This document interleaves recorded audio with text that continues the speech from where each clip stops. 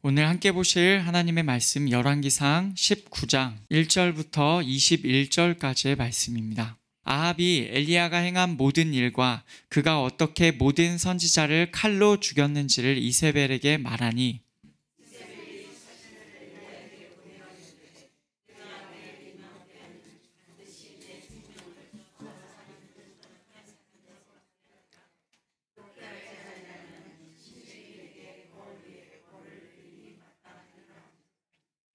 그가 이 형편을 보고 일어나 자기의 생명을 위해 도망하여 유다에 속한 브엘세바에 이르러 자기의 사환을 그곳에 머물게 하고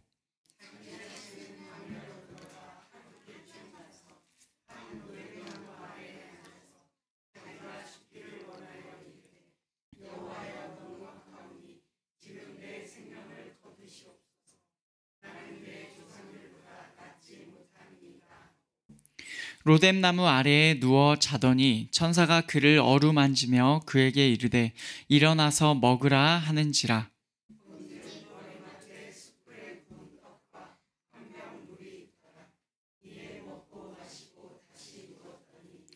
여호와의 천사가 또 다시 와서 어루만지며 이르되 일어나 먹으라 내가 갈 길을 다 가지 못할까 하노라 하는지라.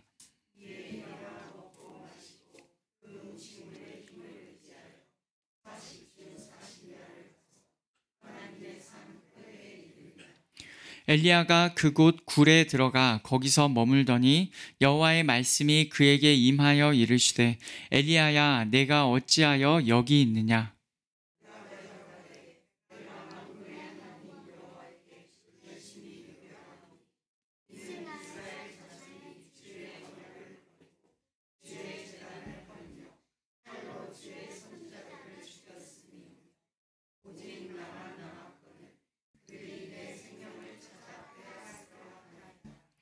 여호와께서 이르시되 너는 나가서 여호와 앞에서 산에 서라 하시더니 여호와께서 지나가시는데 여호와 앞에 크고 강한 바람이 산을 가르고 바위를 부수나 바람 가운데에 여호와께서 계시지 아니하며 바람 후에 지진이 있으나 지진 가운데에도 여호와께서 계시지 아니하며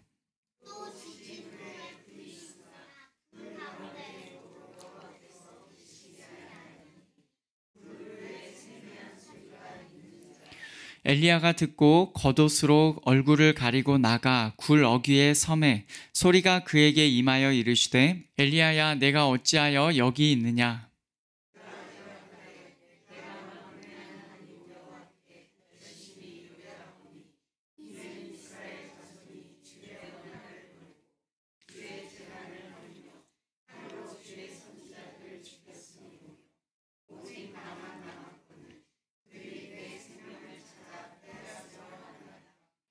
여호와께서 그에게 이르시되 너는 내 길을 돌이켜 광야를 통하여 다메섹에 가서 이르거든 하사엘에게 기름을 부어 아람의 왕이 되게 하고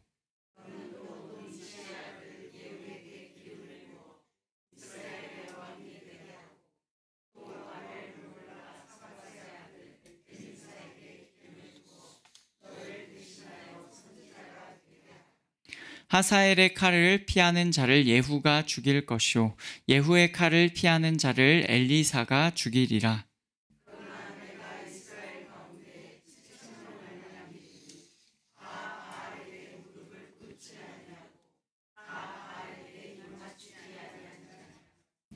엘리야가 거기서 떠나 사밧의 아들 엘리사를 만나니 그가 12 겨릿소를 앞세우고 밭을 가는데 자기는 12째 겨릿소와 함께 있더라.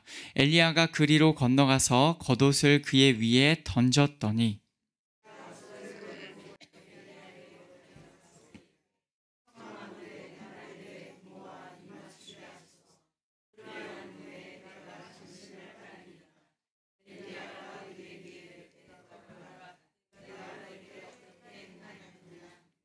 함께 읽겠습니다. 엘리사가 그를 떠나 돌아가서 한 겨릿소를 가져다가 잡고 소의 기구를 불살라 그 고기를 삶아 백성에게 주어 먹게 하고 일어나 엘리야를 따르며 수종 들었더라. 아멘. 우리가 2월부터 하나님 나라라는 주제로 말씀을 듣고 있습니다. 하나님의 나라, 하나님의 왕국은 하나님께서 왕으로 통치하시는 나라를 말합니다. 그 나라의 완성된 모습은 예수님을 믿는 자들이 죽은 이후에 가게 될 천국을 말해요. 그런데 그때가 되기 전에 우리가 지금 서 있는 이 땅에서도 우리는 하나님의 나라를 살아갈 수가 있습니다. 여러분, 그것이 어떻게 가능합니까? 예수께서 이 땅에 오셔서 귀신들을 쫓아내셨을 때 이미 하나님의 왕 되심이 드러난 것입니다. 우리가 죄에 묶여 있어서 귀신의 지배를 받으며 그렇게 살아가는 삶에서 이제는 벗어나서 하나님을 왕으로 모시고 우리가 살아가게 된다면 하나님의 나라를 이 땅에서부터 우리는 살아갈 수가 있는 것이죠. 그 구체적인 이야기를 이번 기도회를 포함해서 5번에 걸쳐서 살펴보았습니다. 여러 가지 사는 방법들이 나왔었는데 기억을 더듬어 보시기를 원합니다. 우리는 하나님의 돌보심으로 삽니다. 그리시네가를 기억하시면 돼요. 순종함으로 우리는 삽니다. 시돈에 있는 사르밧 과부, 그 집에서 일어난 일들을 보면 우리는 순종하면 하나님의 나라를 살아갈 수가 있습니다. 그리고 우리는 부르짖음으로 삽니다. 사르밧 과부의 아들이 죽었을 때 그 아들을 붙잡고 엘리야가 했던 기도를 생각하시면 우리는 부르짖음으로 하나님의 나라를 이 땅에서부터 살아갑니다. 그리고 엘리야와 바알 선지자들의 대결을 통하여서 우리는 결국에는 하나님 그분으로 우리는 이 땅에서 하나님의 나라를 살아갈 수 있다라고 그렇게 말씀을 통해서 발견하였습니다. 그리고 마침내 비가 내리고 엘리야가 아합의 마차 앞에서 달려간 일을 통하여서 우리는 이 땅에서 하나님의 능력으로 하나님의 나라를 살아갈 수 있다. 그렇게 우리가 이제까지 말씀을 살펴보았어요.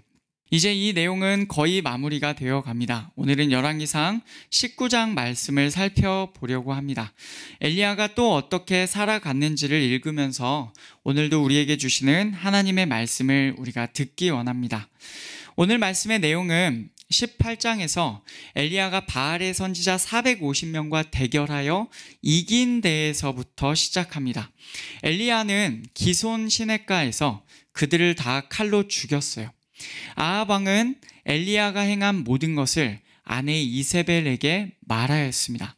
그러자 이세벨이 사람을 보내어서 엘리야에게 이렇게 말하는 것이죠. 오늘 말씀 2절을 보시면 내가 내일 이맘때에는 반드시 내 생명을 저 사람들 중 한 사람의 생명과 같게 하리라.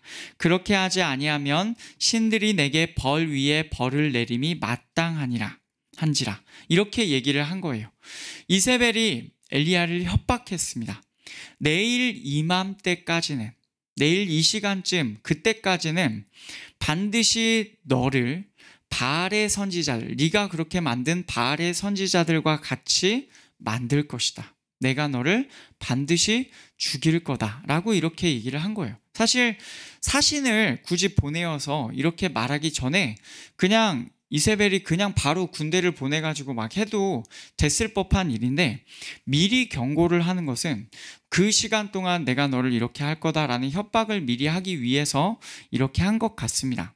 뭔가 지금 상황이 이세벨이 사람을 보내어서 엘리야를 협박하고 있는 이런 상황이 뭔가 엘리야에게 굉장히 위협적으로 느껴졌을 것 같아요.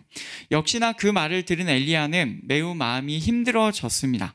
3절과 4절에서 보면 엘리야가 어떻게 반응하였는지가 나와요. 보았고 일어났고 생명을 위하여 도망하였습니다.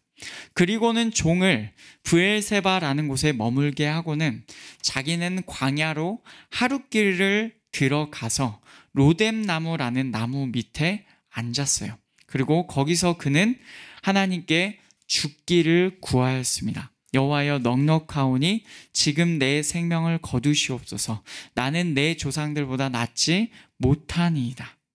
그는 방황하고 있고 절망에 빠져 있습니다. 그가 왜 이런 상태에 처하게 되었을까요? 어떤 사람들은 엘리야를 굉장히 비판적으로 보곤 합니다. 입에서 나오는 말이 다 불평이라는 것이에요. 물론 이제 근거가 없는 얘기는 아니지만 저는 여기서 그래도 엘리야의 입장에서 그의 마음을 생각해 보기를 원합니다. 왜냐하면 뒤에서 나오지만 하나님께서도 그를 위로하고자 하셨기 때문에 저는 그냥 그 시점으로만 보려고 합니다.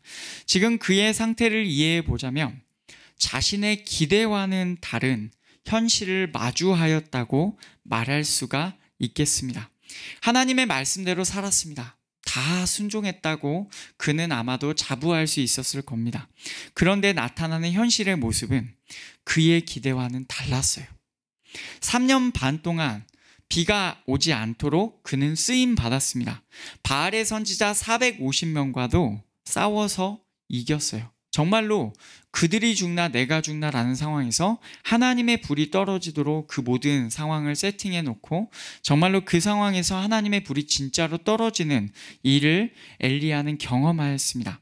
아합 왕에게 그 기간이 지나고 이제는 비가 올 것이다라고 하나님의 말씀을 받아서 말했고 그대로 이루어지기도 했습니다.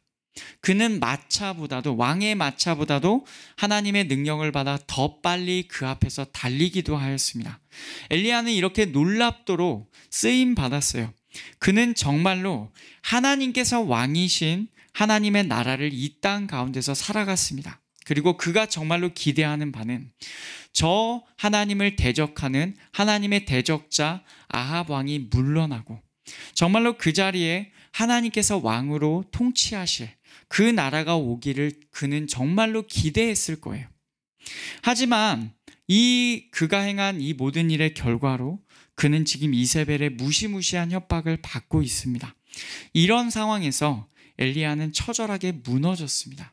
4절을 보면 자신의 생명을 거두어 달라는 부탁까지 하나님께 합니다. 로뎀나무 아래에서 죽기를 원했던 것입니다. 하지만 하나님께서는 그를 위로하셨어요. 5절부터 나오는 내용을 보시면 전에 그리시네가에서 까마귀가 떡과 고기를 가져다 준 적이 있었죠. 그런데 여기서는 하나님의 천사가 와서 떡과 물을 가져다 주었습니다. 하나님의 천사가 직접 떡과 물을 가져다 주었어요. 하나님께서 그를 위로하신 겁니다. 그에게는 아직 사명이 남아 있습니다. 일어나 먹으라. 내가 갈 길을 다 가지 못할까 하노라. 갈 길이 있다는 거예요. 그 길을 가기 위해서 지금 이 떡과 물을 먹고 힘을 내야 한다는 것입니다. 엘리야는 그 음식을 먹고 그 힘으로 하나님의 산 호렙을 향하여 나아갑니다. 무려 40일을 낮과 밤을 가서 마침내 도착하였어요. 엘리야는 그곳에서 도착해서 뭘 했냐면 동굴에 들어가 있었습니다. 거기서도 왜 동굴까지 들어갔을까요? 정말 마음과 뭔가 모든 부분에서 만신창이가 되어버린 것 같은 모습을 보여주고 있습니다. 위대한 선지자 엘리야가 지금 여기에서 정말로 완전히 무너져버린 것 같은 모습을 보여주고 있어요. 그에게 하나님의 말씀이 들렸습니다. 엘리야야, 내가 어찌하여 여기 있느냐? 내가 어찌하여 여기 있느냐? 엘리야가 대답하지요. 10절을 보면 내가 만군의 하나님 여호와께 열심히 유별하오니 이는 이스라엘 자손이 주의 언약을 버리고 주의 제단을 헐며 칼로 주의 선지자들을 죽였음이오며 오직 나만 남았거늘 그들이 내 생명을 찾아 빼앗으려 하나이다. 자신이 하나님께 열심히 유별났다라고 하면서 오직 저만 남았습니다 라고 그렇게 말을 해요. 그런데 그들이 그 하나 남은 자신의 생명까지도 찾아 빼앗으려 한다고 엘리야는 그렇게 주장합니다. 하나님, 저밖에 안 남았거든요. 하나님에 대한 열심이 저처럼 특별한 사람은 없거든요. 근데 저만 이렇게 남았는데 이제 저까지도 그들이 저의 생명까지도 지금 없애려고 합니다. 라고 그렇게 말을 하고 있어요. 그는 정말로 절망감에 빠져버린 것만 같습니다. 이제 하나님께서는 그의 말에 대한 답으로 여러 가지 일들을 일으키세요. 11절을 보시면 우선 하나님께서는 엘리야에게 하나님 앞에서 산에 서라라고 명령하셨어요. 그때 하나님께서 그 산에서 지나가십니다. 하나님께서 지나가시는 거예요. 성경에 아주 흔하지 않은 장면입니다. 하나님께서 지나가시는데 크고 강한 바람이 산을 찢고 바위를 부수었습니다.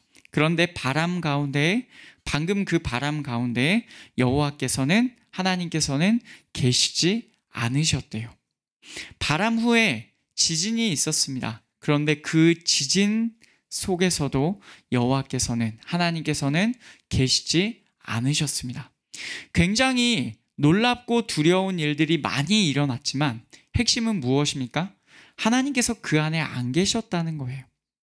이 역사는 또 계속 이어집니다. 12절, 13절을 보시면 지진 후에 또 불이 있습니다. 이 불이 어떤 식으로 있었는지 정확히 기록되진 않았지만 불이 있었습니다. 아마도 크고 강한 바람이 그 산과 바위를 찢고 부술 정도로 있었다고 한다면 여기 나오는 지진이나 불이나 이런 것들은 아주 엄청난 규모였을 것으로 그렇게 생각이 듭니다. 지진 후에 불이 있었지만 그 불 가운데에서도 하나님께서는 계시지 않으셨어요. 하지만 불 이후에 세미한 소리, 가는 고요함의 소리라고 직역하면 그렇게 됩니다. 아주 가늘고 고요한 소리가 거기서 있었다는 거예요. 이 소리를 들은 엘리야가 반응하여서 겉옷으로 얼굴을 가리고 동굴 입구에 섰습니다. 그때 그에게 소리가 들렸어요. 하나님께서는 아까와 똑같은 말로 다시 말씀하십니다. 엘리야야, 내가 어찌하여 여기 있느냐? 이번에도 엘리야는 똑같이 대답하였습니다. 14절을 보시면 내용이 똑같아요. 오직 자신만 남았습니다. 라고 그렇게 말하고 있죠. 그러자 하나님께서는 엘리야가 할 일들을 알려주십니다. 15절, 16절을 보시면 여기에 엘리야가 할 일들이 나와요. 너는 내 길을 돌이켜 광야를 통하여 다메섹에 가서 이르거든 하사엘에게 기름을 부어 아람의 왕이 되게 하고 너는 또 님시의 아들 예후에게 기름을 부어 이스라엘의 왕이 되게 하고 또 아벨 무올라 사밧의 아들 엘리사에게 기름을 부어 너를 대신하여 선지자가 되게 하라. 세 가지가 나오죠. 하나님께서는 분명한 계획을 가지고 계셨습니다. 아람의 왕 하사엘을 세워라. 북이스라엘 왕 예후를 세워라. 너의 후임으로 선지자 엘리사를 세워라. 하나님께서는 분명한 계획을 가지고 계셨어요. 그리고 계속 자기만 남았다라고 2번이나 주장하는 엘리야에게 하나님께서는 이렇게 말씀하십니다. 오늘 말씀 18절을 보시면 그러나 내가 이스라엘 가운데에 7,000명을 남기리니 다 바알에게 무릎을 꿇지 아니하고 다 바알에게 입맞추지 아니한 자니라. 아멘. 하나님께서는 하나님의 길을 걷는 자들이 엘리야 혼자가 아니게끔 준비하고 계셨습니다. 바알에게 무릎을 꿇지 않고 바알에게 입맞추지 않은 7,000명을 남기신다고 하십니다. 자기 혼자만 남았다고 주장하는데 하나님께서는 7,000명을 남기신다고 하세요. 엄청난 수입니다. 한 명에서 7,000명으로 된다는 것은 엄청난 수예요. 이렇게 하나님께 직접 말씀을 받은 엘리야는 그 세 가지 할 일 중에서 마지막 것을 합니다. 엘리사를 자신의 후임으로 부르는 일이죠. 그것이 오늘 본문 마지막 부분 19절부터 21절까지의 내용입니다. 여기까지가 오늘 말씀의 내용인데 오늘 말씀의 핵심은 엘리야의 절망이라고 말할 수가 있겠습니다. 이제까지 엘리야는 대단한 사람이었어요. 이 땅에서 정말로 하나님의 나라를 살았고 그 나라가 실제로 이런 거다라고 보여주었던 인물이라고 우리가 말할 수가 있습니다. 그런데 그런 그가 절망에 빠졌습니다. 그리고 열왕기상 19장 전체는 그의 이야기를 다루고 있어요. 여러분, 이 내용을 통해서 우리는 하나님의 방법에 관하여서 생각해 보아야 합니다. 이제까지 하나님께서 일하여 오신 방법은 엘리야를 통하여 대단한 역사를 이루어 오셨습니다. 비가 3년 동안 오지 않게도 하셨고 통의 가루와 병의 기름을 떨어지지 않게도 하셨어요. 과부의 죽은 아이를 살리기도 하셨고 하늘에서 엄청난 불이 떨어져서 정말로 그 재물뿐만 아니라 이미 물에 젖은 재물 그리고 주변에 있는 물까지도 다 태워버릴 정도로 그런 일이 일어나게끔 하셨습니다. 오랜 기간 오지 않던 비를 갑자기 오게 하셨고 엘리야를 마차보다도 더 빠르게 달리게 하셨습니다. 이것은 오늘 말씀에서도 마찬가지예요. 산을 찢고 바위를 부수는 크고 강한 바람이 있었어요. 지진도 있었고 불도 있었습니다. 이 모든 것이 다 하나님께서 행하신 일입니다. 크고 엄청나고 대단한 일이에요. 여러분, 이 크고 엄청나고 대단한 일로 하나님께서는 이제까지 이스라엘 가운데서 하나님의 왕되심을 분명하게 보여주신 겁니다. 그런데 오늘 말씀의 핵심은 뭐냐면 그런 엄청난 일들 가운데에서 계속 강조되어 나오는 표현이 무엇인지 아십니까?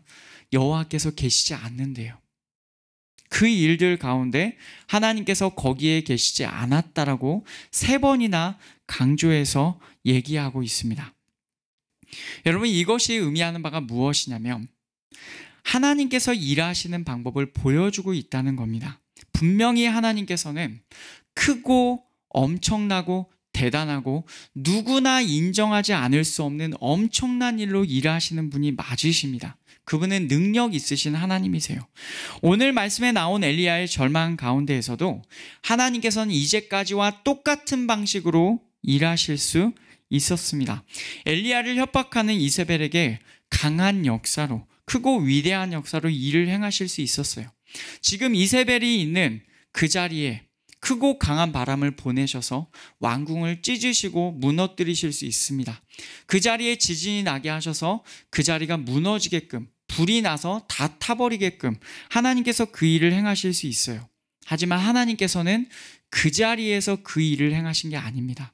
지금 절망에 빠져있는 엘리야 앞에서 어쩌면 방금 그와 제가 설명한 일과 같은 기대를 하고 있었을지 모르는 엘리야 앞에서 그 일들을 개인적으로 보여주셨어요. 그리고는 하나님께서는 그 일을 엘리야에게만 보여주셨지 나머지 상황 가운데서는 그렇게 일하시지 않으셨습니다. 여러분, 이것을 조금 더 바꿔서 말해보면 이렇게 됩니다.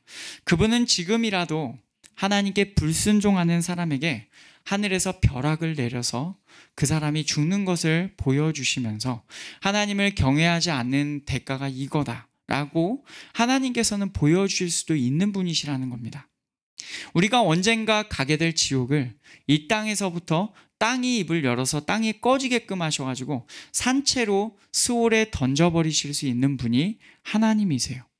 그런데 하나님께서 지금 그렇게까지 하지 않으신다는 거예요. 하나님의 아들이신 예수께서 이 땅에 오셨을 때 사람들이 그분을 조롱합니다. 그때 예수께서 말씀하시죠. 내가 지금 당장이라도 아버지께 구해서 하늘의 군대를 보내어서 내가 지금 다 멸해버릴 수 있는 줄 모르냐. 그렇게 할 수 있는 거 모르냐. 그러나 이렇게 하는 것이 아버지의 뜻이 아니다라고 하셨어요. 예수께서도 마찬가지였습니다. 그러면 우리는 질문이에요. 강하신 하나님께서는 왜 그렇게 행하지 않으십니까? 그렇게 하면 쉽잖아요. 굉장히 쉽게 사람들이 인정할 수 있지 않겠습니까? 오히려 세미한 소리로 하나님께서는 엘리야에게 말씀하셨고 그 세미한 소리 안에서 하나님께서 엘리야에게 다가가셨습니다. 크고 강한 바람, 지진과 불 가운데서는 하나님께서 계시지 않았다라고 하셨지만 세미한 소리 가운데서 엘리야에게는 말씀하셨어요. 그리고는 하나님의 분명한 계획을 보여주셨습니다. 아람의 왕, 북이스라엘의 왕, 후임 선지자. 게다가 그 길을 걷는 자들이 엘리야 너 혼자만이 아니야. 내가 바알에게 무릎 꿇지 않고 입 맞추지 아니한 7,000명을 준비할 거야. 라고 이렇게 말씀해 주시는 거예요. 오히려 하나님께서 엘리야를 달래시는 것 같아 보이지 않으십니까? 엘리야는 심히 괴로웠겠지만 하나님께서는 당신의 방법으로 지금도 일하고 계시다는 것을 분명하게 보여주셨습니다. 여러분, 이렇게 하나님의 방법은 우리의 생각과는 다릅니다. 우리는 힘든 상황이 닥쳐올 때 크고 강하신 하나님, 내가 섬기는 하나님이 왜 뭔가를 안 보여주시는가? 이러면서 굉장히 슬퍼해요. 그런데 하나님께서는 우리가 때로 절망에 빠져 있을 때 오해하는 것처럼 능력 없으신 분도 아니시고 하나님은 쉬고 계시는 분도 아니십니다. 하나님은 지금도 일하고 계세요. 세미한 소리 가운데서 계시듯이 하나님께서는 지금도 일하고 계세요. 다만 그 방법이 우리가 하나님께서 일해 주시기를 기대하고 원하는 그런 방법과는 다를 수 있다는 것입니다. 여러분, 이것을 꼭 기억하시기를 원합니다. 내 생각과는 달라도 하나님께서는 일하고 계신다. 내 생각과는 달라도 하나님을 우리는 신뢰해야 한다. 내 방법, 내 생각, 내 계획이 아니라 하나님의 방법, 하나님의 계획을 여러분 신뢰해 보시기를 원합니다. 그래서 지금 힘든 상황에서도 하나님께서는 당신의 역사를 지금도 이루어 가고 계신다. 여러분, 이 사실을 믿으시기를 바랍니다. 그분께서는 반드시 우리를 일으켜 세워주실 거예요. 기가 막힌 하나님의 방법으로 이런 절망 가운데 빠져있는, 하나님의 나라가 속히 이 땅에 임하지 않는 현실을 보면서 괴로워하는 우리에게 기가 막힌 하나님의 방법으로 일단 우리를 일으켜 세워주실 것이고, 하나님의 방법대로 시간표대로 지금도 진행되고 있음을 우리의 눈을 열어서 알려주시고 깨닫게 해주실 겁니다. 왜 그렇습니까? 왜 하나님께서 우리를 일으켜 세워주실까요? 하나님께서 당신의 역사 안으로 우리 모두를 부르셨기 때문입니다. 우리 모두가 하나님의 백성이요, 하나님의 종들이요, 하나님의 자녀이기 때문에 그렇습니다. 반드시 우리에게 하나님의 그 일으켜 세워주심을 경험하게 만들어주실 거예요. 혹시라도 내 방법과는 다를지라도 항상 하나님의 방법을 신뢰하는 우리가 되기를 소원합니다. 그 하나님의 계속되는 역사에 오늘 말씀 마지막 부분을 보시면 새롭게 엘리사가 부르심을 받는데 그 엘리사처럼 우리도 그렇게 반응하는 자들이 되었으면 좋겠습니다. 오늘 말씀 21절에 이렇게 나옵니다. 엘리사가 그를 떠나 돌아가서 한 겨릿소를 가져다가 잡고 소의 기구를 불살라 그 고기를 삶아 백성에게 주어 먹게 하고 일어나 엘리야를 따르며 수종 들었더라. 아멘. 기존에 살던 우리의 방법을 내려놓고 하나님의 방법 앞에서 순종하는 그 엘리사의 모습처럼 우리가 그렇게 새롭게 걸어가기를 소원합니다. 그런 우리에게 이 땅은요, 하나님께서 왕으로 우리를 다스리시는 하나님의 나라일 것입니다. 다시는 옛날처럼 마귀의 종으로 살지 말고 죄 가운데 갇혀가지고 마귀의 지옥으로 끌고 가는 마귀의 종으로 살지 말고 이제는 하나님의 종으로 사는 우리가 되기를 원합니다. 우리가 하나님을 왕으로 모시고 하나님의 왕 되심을 기뻐하면서 그분의 방법을 신뢰하며 그분 안에서 걸어갈 때 하나님께서 반드시 우리를 가장 좋은 길, 가장 선한 길로 이끌어 주실 것입니다. 그렇게 하나님을 바라보며 이 땅에서부터 하나님의 나라를 살아가는 우리 모두가 되시기를 간절히 축복합니다.